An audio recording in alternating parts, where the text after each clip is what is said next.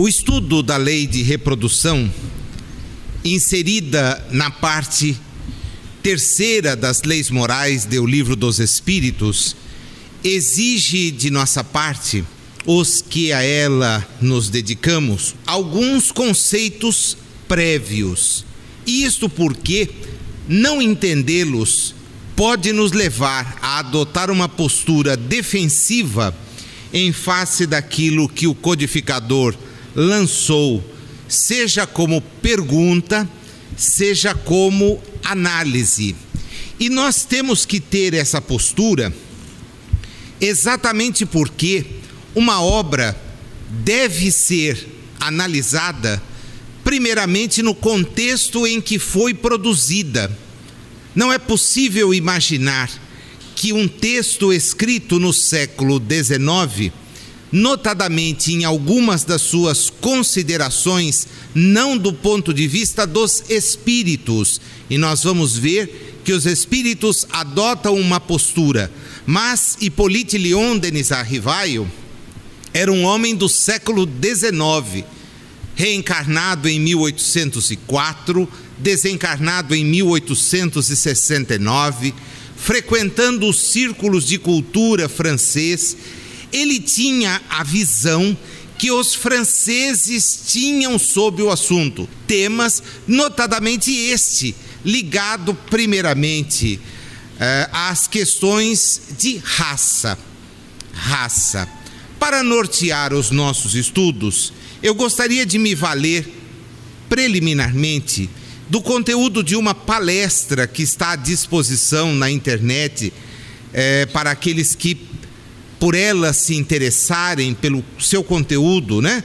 Esta palestra foi proferida no dia 5 de novembro do ano de 2003 pelo professor Dr. Kabengele Munanga, que é professor titular do Departamento de Antropologia da Universidade de São Paulo. E o professor Munanga, renascido em 1942, é uma das maiores autoridades do ponto de vista antropológico. E na antropologia, ele se dispõe, e o texto da palestra é exatamente versando sobre o assunto, a abordar os conceitos de raça, racismo, identidade e etnia.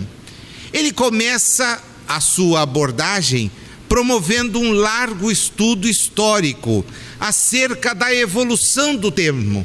E a palavra raça, que é originária do italiano razza, significa, e tem a sua origem aí no ratio, no latim, sorte, categoria e até mesmo espécie.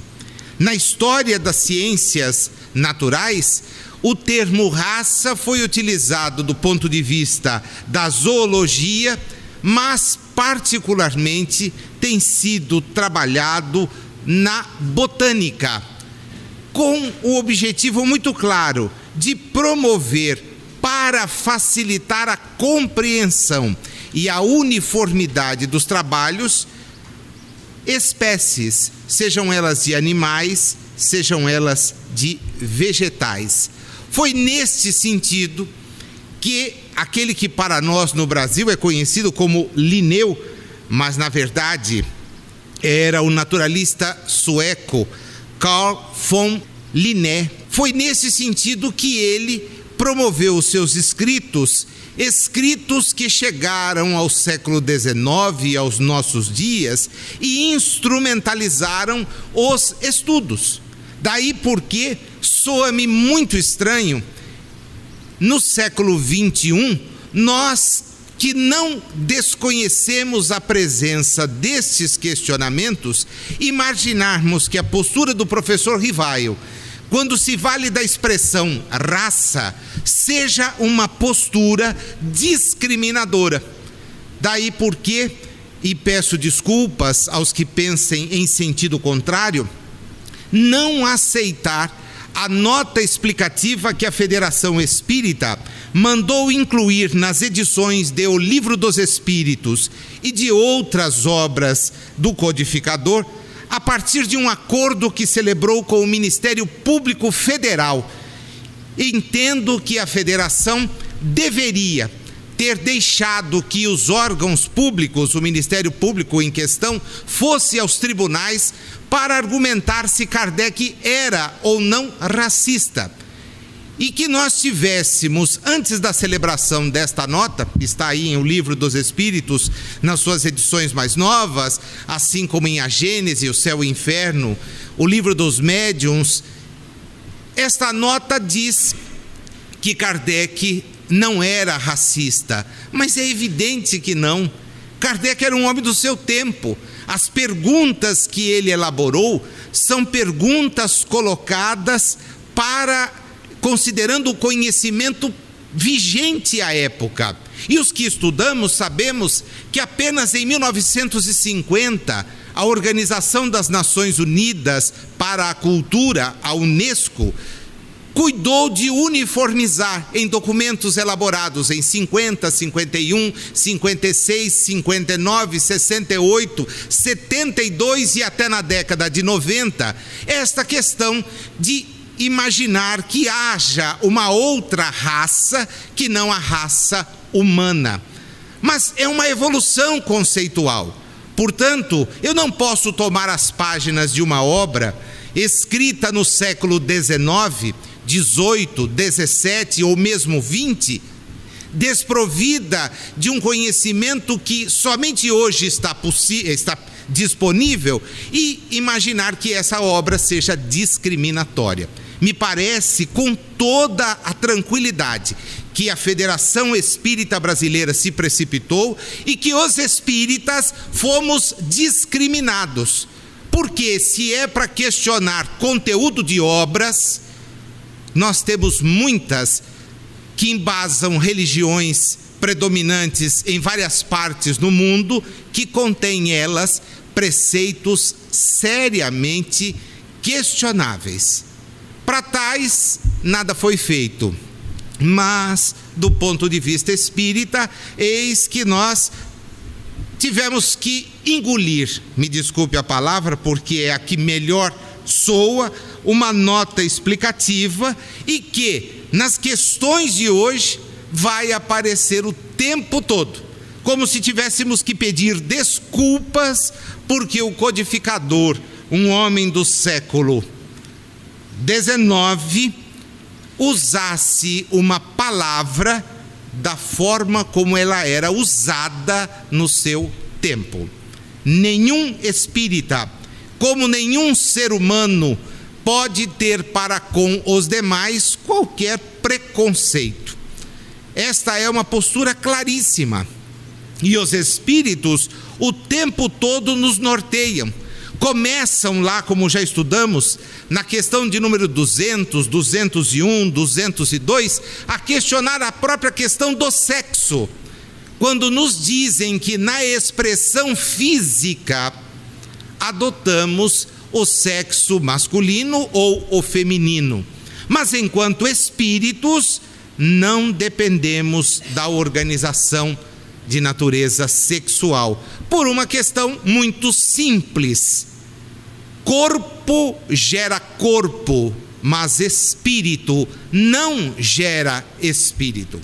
E assim, dentro desta visão, os espíritos que somos, em mundos como a Terra, onde presentemente nos encontramos, adotamos corpos de sexo diverso, com pigmentação completamente diversa, a depender das experiências que tenhamos que encetar nessa longa trajetória evolutiva.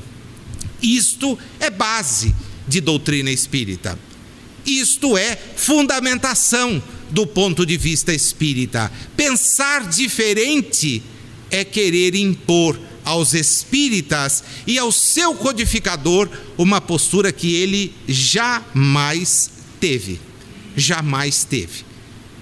Portanto, feitas essas considerações introdutórias, pelas quais peço desculpa, mas daqui para frente nós nos depararemos com isto em inúmeras vezes, e aqueles que nos acompanham de casa a depender da versão que tenham do Livro dos Espíritos, vão encontrar nota explicativa na página X, e lá um arrazoado pedindo desculpas, porque Kardec teria sido racista na sua maneira de endereçar as perguntas. Não é verdade.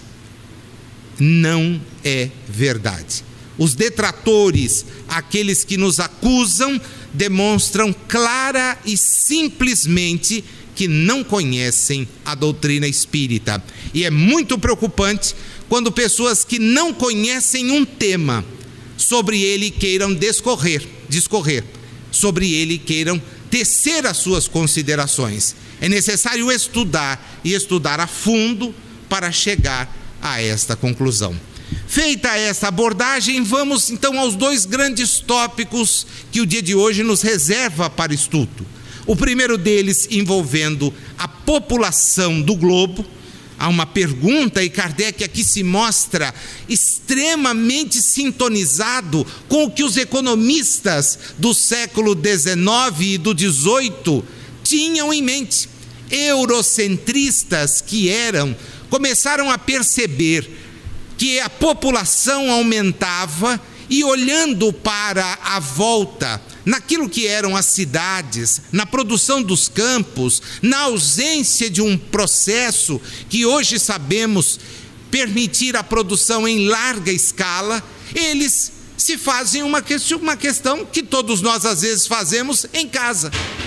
Temos lá a despensa ou uma certa reserva de alimentos para facilitar o nosso dia a dia, e de repente recebemos a visita de um número considerável de pessoas. Elas vêm para quê? Só para passar a tarde? Não, vão ficar aqui 5 dias. Será que o que temos dá? Era a pergunta que eles se faziam. Será que os meios de produção que temos alimentam uma população que cada vez mais cresce?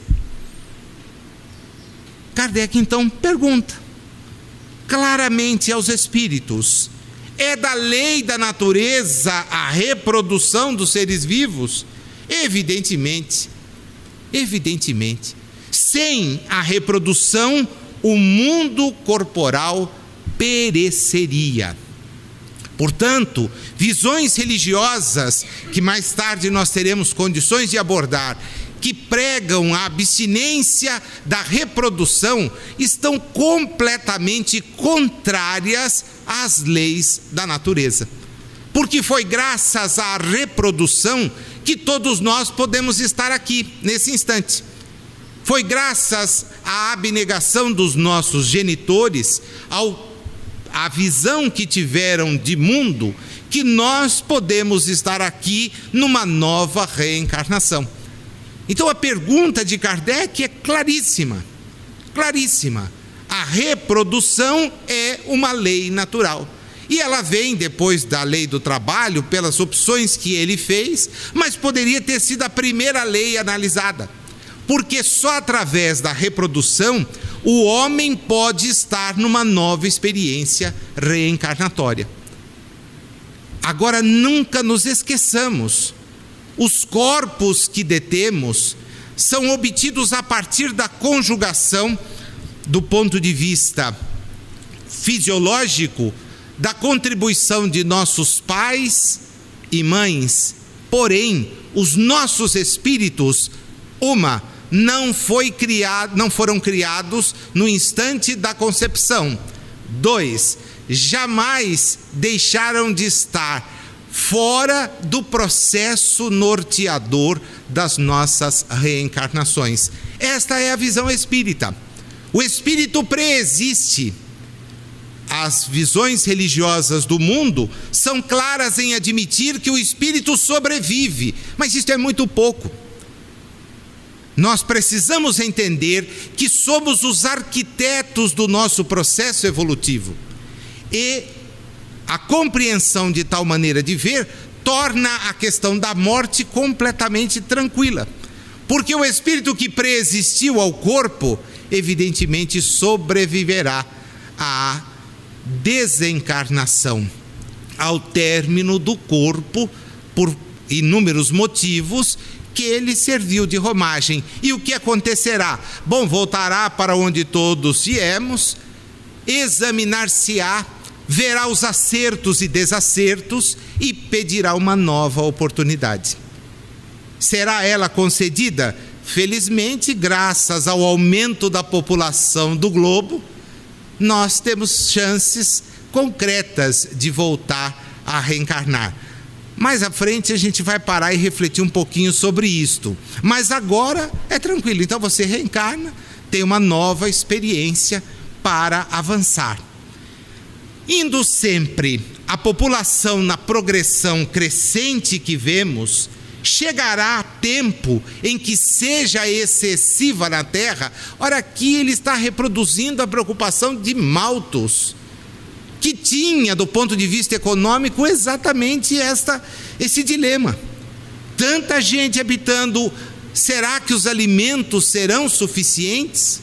Nós sabemos hoje que o alimento é suficiente sim, mas a ganância não permite que ele chegue. Nós sabemos que o que se produz é sim suficiente, mas no espaço de 1 hora em que aqui estivermos, morrerão na terra pessoas em condição de absoluta fome. Por quê? Porque o ser humano que se anuncia inteligente, gasta bilhões na produção de armamentos e é incapaz de dar alimento àquele que com ele jornadeia. Os dirigentes das nações se ufanam de fazer largos programas militares, de mandar sondas pesquisar o espaço, gastando bilhões, mas são incapazes de se solidarizar com aqueles que não atingiram ainda um nível mínimo de sobrevivência. O homem inteligente não é o homem moral. O homem que conhece não é o homem solidário. E nós temos que ter isto em mente para cobrar daqueles que dirigem os nossos países uma postura muito clara em relação a isto. Que não invistam tanto em armamento, em condições belicistas, e se preocupem mais em dotar do mínimo existencial mesas que de há muito não sabem o que consumir para sobreviver. Ano novo, projeto novo. Quem sabe a gente não começa a agir nesse sentido? Haveremos talvez de repercutir a fala de Dom Helder Câmara, aquele arcebispo perseguido pela igreja e pelos governos ditatoriais brasileiros, porque ele também foi perseguido pela própria igreja, mas que numa locução célebre na cidade de Mariana, quando teve a oportunidade de se dirigir aos mineiros, ele fez questão de dizer que o mundo só seria diferente quando a maldita fabricação de armas deixasse de ser a razão dos povos. É preciso que cresçamos. É preciso que cresçamos. Mas os espíritos nos tranquilizam sob certo ponto de vista. Deus cuida de manter o equilíbrio. E nada do que Deus fez é inútil. O homem que apenas vê um canto do quadro da natureza não pode julgar da harmonia do conjunto. E é isto que ocorre. Efetivamente é isto que ocorre. Longe de entender a grandiosidade das leis que nos regem, da harmonia que se constitui esse contexto onde estamos inseridos, o homem tenta estabelecer a compreensão das coisas pela sua ótica, apenas e tão somente pela sua ótica. Estamos evoluindo. O que sabemos hoje, e aqui mesmo já disse isso agora, não era o mesmo que se sabia no século XIX. As informações, o conhecimento, os detalhes, a profusão, a disponibilização desse conhecimento para um círculo cada vez maior de pessoas deveria nos conduzir a entender que, na verdade, pouco ou nada sabemos.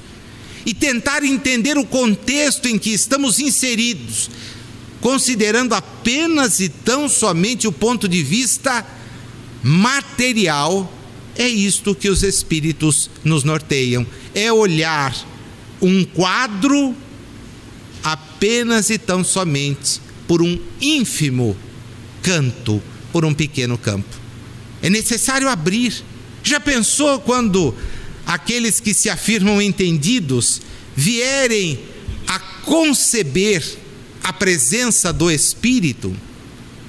E quando conceberem a presença do Espírito, o que para muitos deles é algo místico, porque acreditam em visões religiosas que vendem paraísos de papelão, quando compreenderem esta questão, talvez entendam que nós temos muito ainda por compreender, por entender, por refletir.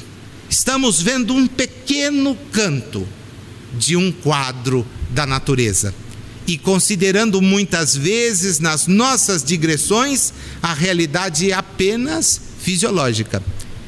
Ainda não compreendemos a realidade espiritual. E o homem é o espírito reencarnado. A partir de agora, Kardec ingressa no segundo tópico do nosso estudo, que é o tópico que fala a respeito da sucessão e aperfeiçoamento das raças. Ele levava em conta aquela visão que se tinha, de que a raça caucasiana, existe a raça que provém da África e tem uma outra postura pela cor da epiderme.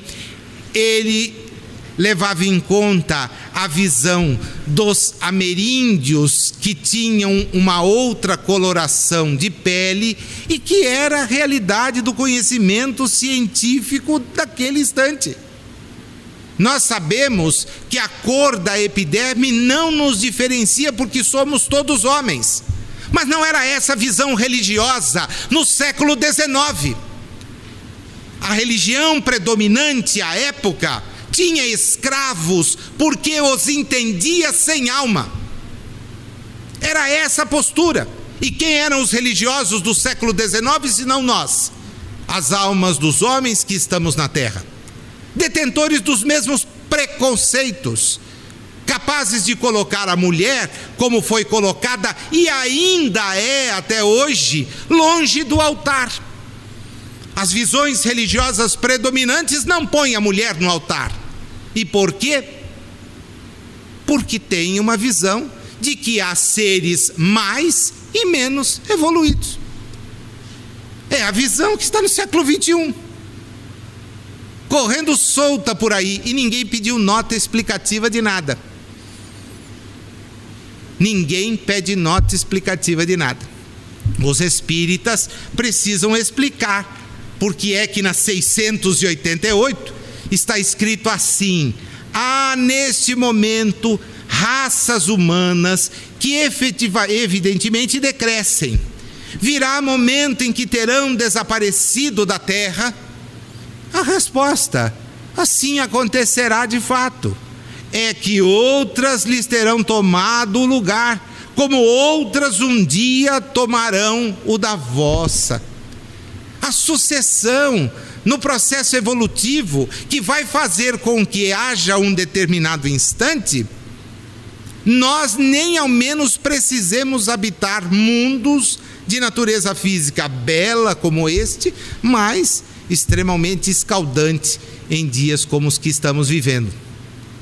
Vai chegar um momento em que os nossos espíritos não precisarão das experiências físicas. Então é uma questão de transitoriedade. Quantos tipos, quantas espécies já desapareceram? Quantas desaparecerão? Tão mais haja o progresso, tão acentuado ele seja, mais evidente será a superação destas restrições. Precisamos levar isso em conta. A doutrina espírita é, além de evolucionista, progressista. Nada de ler as coisas da maneira como se leem em livros ditos sagrados, de que Deus criou a todos daquela forma e nada mais foi mexido. Foi contra isso que Charles Darwin se bateu no século XIX, e todos os evolucionistas se batem até hoje, porque há uma ideia estúpida, estreita, de que as espécies não evoluem. Foram criadas todas por Deus. É bem verdade que a gente fica na dúvida, criadas onde? No paraíso ou em Noé? Porque os que leem os textos sagrados sabem que o mundo recomeçou com Noé, que juntou um casal de cada animal na arca. Urso polar foi atrás, né? Certamente para pôr na arca. Quem mais pode ter sido? As focas, né? Foi buscar lá os pinguins, botou. Veja, é uma visão infantil, típica do momento em que aquele escritor daquele trecho estava tendo. Ele viu os animais da sua volta e estabeleceu. Aliás, eu tenho dúvida até hoje na leitura se os animais não eram os animais que eles usavam como rebanho, e que depois aí alguém acresceu a todas as espécies. Mas do ponto de vista do homem, se nós olharmos hoje um museu de história natural, veremos várias espécies de hominídeos que ficaram no transcurso do tempo, desde Lucy, o Homo afarensis, que se tem como o mais antigo da face da terra, até o Neandertal, o Homo pequenensis, todas essas espécies a retratarem este longo processo evolutivo. E antes que alguém me pergunte, né, não aqui, porque às vezes não há espaço, mas depois, Nazil, e esse elo perdido? Não existe elo perdido de forma alguma. O que temos é o momento em que o espírito pôde reencarnar. A partir daí, uma dissociação.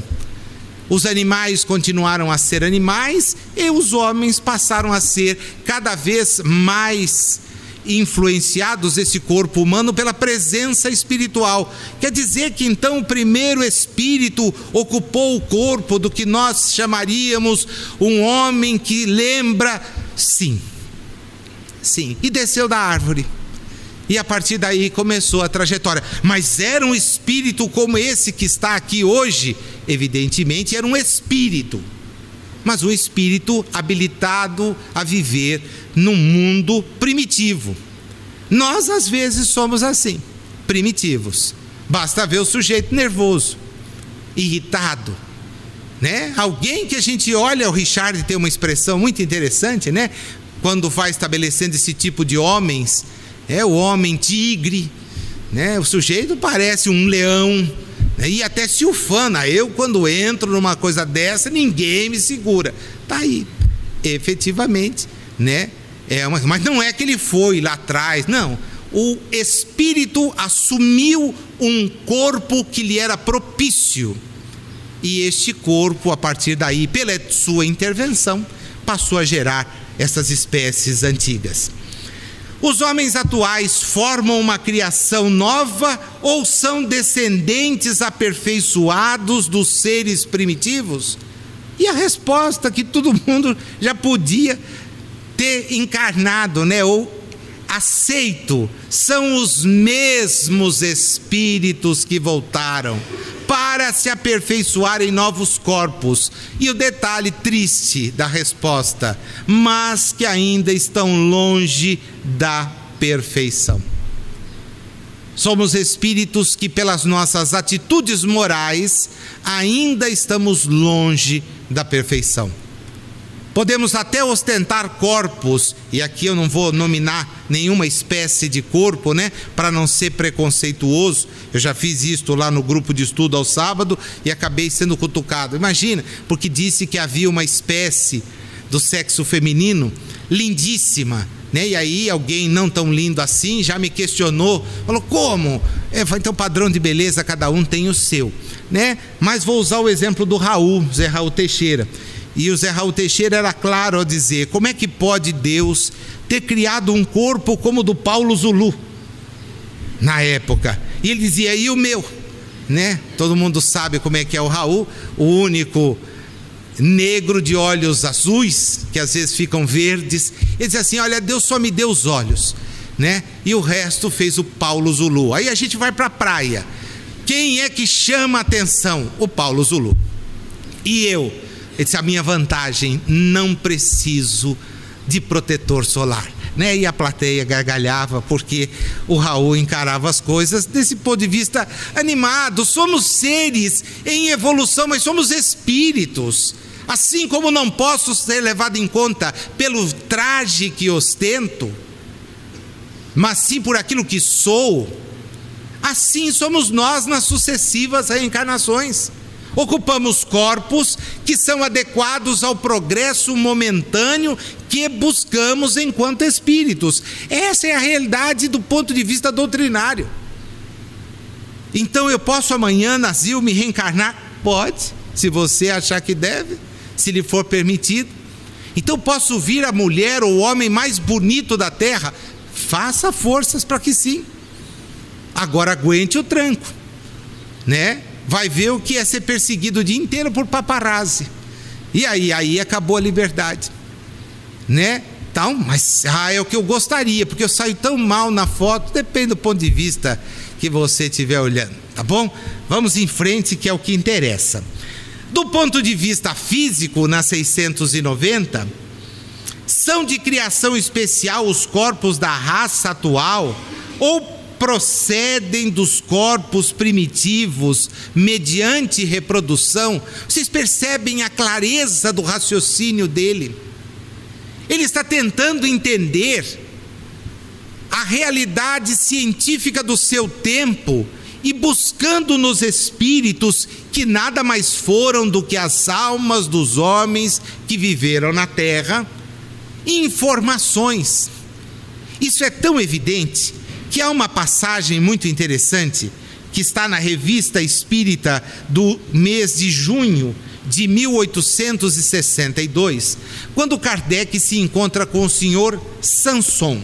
Sanson era daquelas criaturas fantásticas, né? Kardec o denomina um homem de bem. E Sanson, desencarnado, volta à sociedade. Está lá na revista, então, a primeira pergunta de Kardec na bucha para ele: os espíritos não têm sexo. Entretanto, como há poucos dias éreis homem, no vosso novo estado, tendes antes a natureza masculina que a feminina? Dá-se o mesmo com o espírito que deixou um corpo há muito tempo? E a resposta do Sanson: não nos atemos a ser de natureza masculina ou feminina. Os espíritos não se reproduzem. Deus os criou à sua vontade, e se na sua maravilhosa sabedoria quis que os espíritos se reencarnem na terra, teve que estabelecer a reprodução das espécies para macho e a fêmea. Mas compreendeis, sem necessidade de explicação, que os espíritos não podem ter sexo. E aí Kardec comenta a resposta: sempre foi dito que os espíritos não têm sexo. Os sexos só são necessários para a reprodução dos corpos, porque os espíritos não se reproduzem. O sexo lhes seria inútil. Nossa pergunta não visava constatar o fato, mas em vista da morte recente do Sr. Sanson, queríamos saber se perdurava a impressão do estado terreno. Os espíritos depurados se dão conta perfeitamente de sua natureza, mas entre os espíritos inferiores não desmaterializados, muitos ainda se consideram como eram na terra e conservam as mesmas paixões e os mesmos desejos. Estes ainda se creem homens ou mulheres, e por isso alguns disseram que os espíritos não têm sexo. É assim que certas contradições provêm do estado mais ou menos adiantado dos espíritos que se comunicam. O erro não é dos espíritos, mas daqueles que os interrogam e não se dão ao trabalho de aprofundar o assunto. Olha a visão do cara, né? Que o sujeito veio me dizer era preconceituoso. Brincadeira. 691. Qual, do ponto de vista físico, o caráter distintivo e dominante das raças primitivas? Olhemos o homem na sua trajetória e vamos entender a visão de Kardec.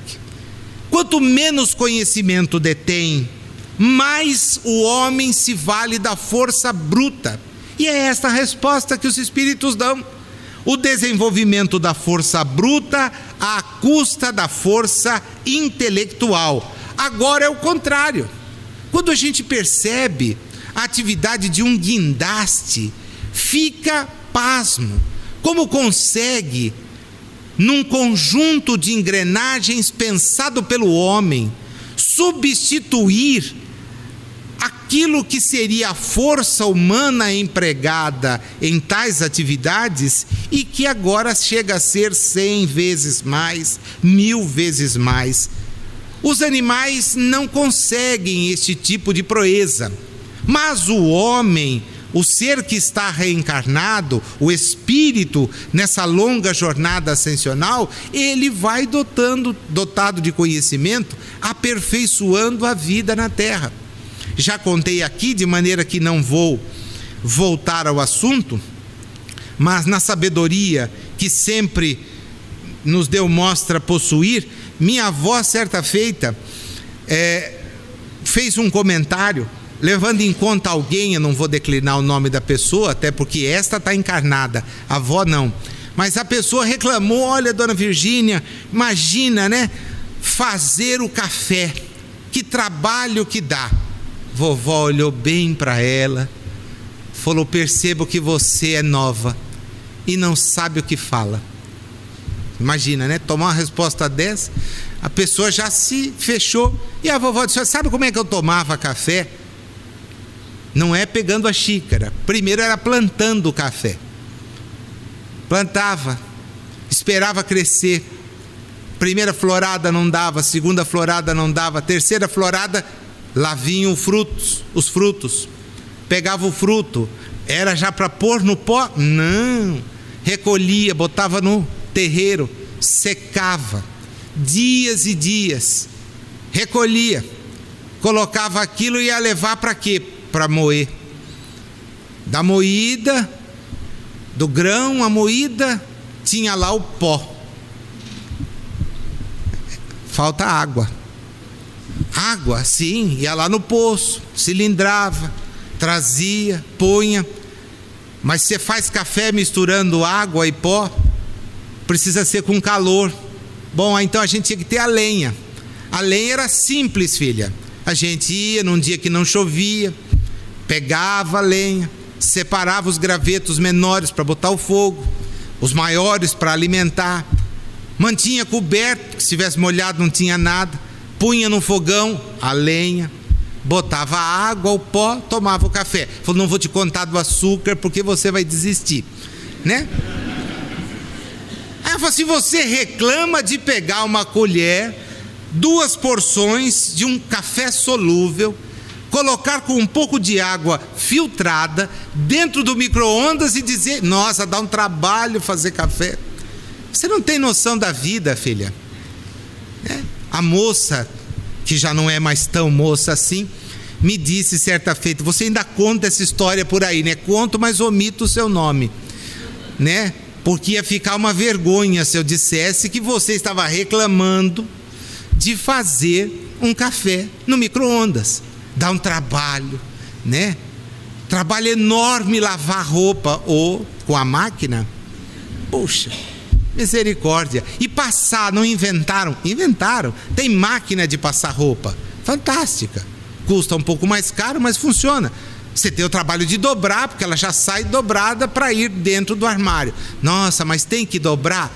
Bom, então esquece, né? Gente que pensa assim, você tem que esquecer, porque a pessoa ainda não entendeu que a força bruta foi substituída pela inteligência, mas prestemos atenção, porque a inteligência que temos é para ser desenvolvida e não embotada. O tempo livre de que eventualmente dispomos precisa ser usado para o conhecimento, para o crescimento, para a instrução, não para a ociosidade, para programas televisivos que não conduzem a nada, e que o sujeito perde horas e mais horas, sem instruir-se, saindo da existência tão ou mais inculto quanto nela entrou. É importante que nós nos detenhamos na observação disto.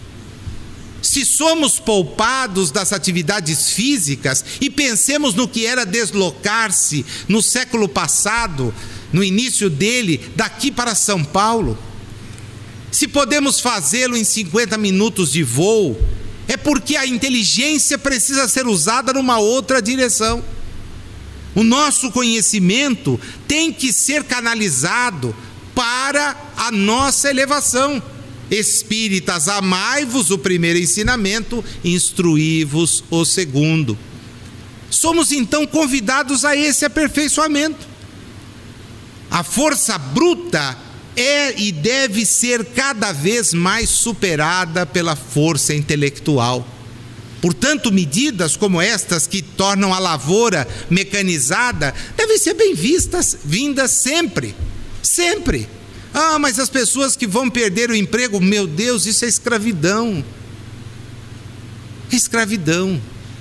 Demos ao homem a chance de progredir e intelectualizar-se. E quanto mais intelectualizado ele for, tenho certeza, melhor pensará na situação que o envolve. E aí certas categorias vão tremer. Os mundos, como está em próprio Livro dos Espíritos, na questão de 185, eles permitem aos espíritos estagiarem, levando em conta o físico e o moral. Assim, em mundos superiores, como está lá escrito, em que o progresso impera, nós seremos mais poupados do ponto de vista físico. Mas, em contrapartida, teremos que dar o nosso crescimento do ponto de vista espiritual. Será contrário à lei da natureza, 692, o aperfeiçoamento das raças animais e vegetais pela ciência? Seria mais conforme a essa lei deixar que as coisas seguissem seu curso normal? Olha a pergunta que o sujeito faz no século XIX e olha a resposta que ele ouve. Tudo se deve fazer para chegar à perfeição, e o próprio homem é um instrumento de que Deus se serve para atingir seus fins. Sendo a perfeição a meta para que tende a natureza, favorecer essa perfeição é corresponder às vistas de Deus. Olha a visão espírita, evolucionista, colocada para o ponto de vista sempre do aperfeiçoamento. Logo, espécies novas de animais tratados que permitam, desde que não sofram, porque nada na humanidade nada na terra deve sofrer para que os espíritos estejam em boas condições, nada. Mas trabalhar pelo aperfeiçoamento genético daquilo que nos cerca, pela melhoria das condições que nos cercam, deve ser o objetivo. O egoísmo é que faz com que a gente busque esta melhoria, mas para poucos. Então, poucos vivem com tudo aquilo que a tecnologia pode oferecer. A maioria esmagadora vive no sofrimento. Poucos detêm condições de levar a vida à custa de milhões. Alguns anos atrás, um alto diretor da Organização Mundial do Comércio, dizia, quando a Terra se encaminhava para os 6 bilhões de habitantes, que apenas 1/3 da humanidade podia consumir. Os outros 2/3 não. E isto é terrível. Terrível. Porque há pessoas que vão passar a existência sem desfrutar das benesses do progresso que deve chegar a todos. Geralmente, na 692A, os esforços que o homem emprega para conseguir a melhoria das raças nascem de um sentimento pessoal e não objetivam senão o acréscimo de seus gozos. Isso não lhe diminui o mérito? A pergunta é de natureza moral. A resposta, que importa seja nulo o seu merecimento, desde que o progresso se realize, cabe-lhe tornar meritório pela intenção o seu trabalho. Aliás, ademais, pelo seu trabalho, ele exercita e desenvolve a inteligência e, sob este aspecto, é que maior proveito tira. Levemos em conta, meus amigos, que os espíritos estão nos olhando enquanto espíritos. Nós é que queremos nos olhar enquanto seres humanos encarnados. A visão que eles têm para conosco é a visão do progresso, do avanço. E cada oportunidade perdida é uma oportunidade lamentada. Eliminemos certos conceitos, certos preconceitos que temos, como aquele de que a carne é fraca, que os espíritos tão bem analisam. Kardec faz sobre eles uma análise perfeita em o livro Céu e o Inferno, quando se dispõem a verificar essas questões que são por aí, às vezes até vendidas, né? De um céu de papelão ou de um inferno que é terrível, mas que não passa pelo exame de uma racionalidade. Não há carne fraca, o que há é espírito fraco, que não conseguindo resistir às suas más tendências, toma posturas que são posturas equivocadas. Tenhamos a convicção de que os tempos a que Jesus se referia, como está em A Gênese, no estudo que é feito por Kardec, os tempos em que novos espíritos aqui estarão, são tempos efetivamente próximos. Para que na terra, diz-nos o codificador, sejam felizes os homens, preciso é que somente a povoem espíritos bons, encarnados e desencarnados, que somente ao bem se dediquem. Havendo chegado tal tempo, grande emigração se verificará dos que a habitam. A dos que praticam o mal pelo mal, ainda não tocados pelo sentimento do bem, os quais, já não sendo dignos do planeta transformado, serão excluídos, porque senão lhe ocasionariam de novo perturbação e confusão e constituiriam obstáculo do progresso. Para onde iremos os espíritos que assim nos comportarmos? Para outros mundos, como a Terra em seu estado atual, em que, infelizmente, prepondera o egoísmo. Ninguém espere grandes cataclismos, ninguém espere grandes transformações. As transformações serão migratórias. Então a gente vai voltar e alguém vai nos dizer: olha, o seu retorno para a Terra está obstado. Como assim você não poderá voltar? E vou para onde? Bom, vamos achar um mundo como a Terra, no seu estado anterior, e é lá que você vai desenvolver o seu aprendizado. Mas e aqueles que eu tenho afeição, os meus parentes, aqueles que eu tanto gosto? Nessa hora o sujeito lembra que gosta de parente, né? Aqueles que eu tanto gosto. Então aqueles que você nem fazia questão que de visitassem, eles vão seguir a jornada deles, você seguirá a sua, né? E vai ter um dia que eu vou me reencontrar? Não sei, depende do seu progresso. Toque o barco. A visão é esta. Esta é a visão clara da doutrina espírita, por mais dura que seja. Para encerrar, como a gente sempre faz, eu trouxe uma página de André Luiz, subscrita por Valdo Vieira, que é muito interessante. Reprodução tem tudo a ver com reencarnação. É o veículo que nos permite estar aqui de volta.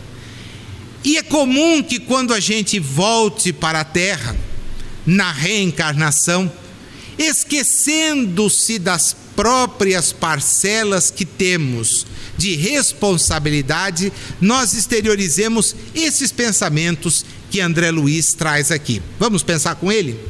Fora melhor que não existissem na terra pedintes e mendigos na expectativa do agasalho e do pão. E aí, ele mesmo nos responde: se é justo deplorar o atraso moral do planeta, que ainda acalenta a privação e necessidade, examinemos a nós mesmos quando nos inclinamos para a ambição desvairada e verificamos que a penúria, através da reencarnação, é o ensinamento que nos corrige os excessos. Como assim? Você tem a chance de aprender agora. Então se desfaça daquilo que é excessivo. Faça com que chegue aos que precisam. Seja solidário, não acumule. E assim você evitará amanhã ter que trafegar pelas ruas desprovido do mínimo. Porque talvez numa prova que você mesmo pediu, queira aprender aquilo que não foi capaz de aprender quando tudo lhe sorria.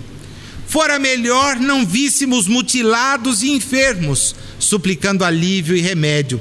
Se é compreensível lastimar as condições da estância física que ainda expõe semelhantes quadros de sofrimento, observemos o pesado lastro de animalidade que conservamos no nosso próprio ser e reconheceremos que sem as doenças do corpo seria quase impossível aprimorar as qualidades da alma.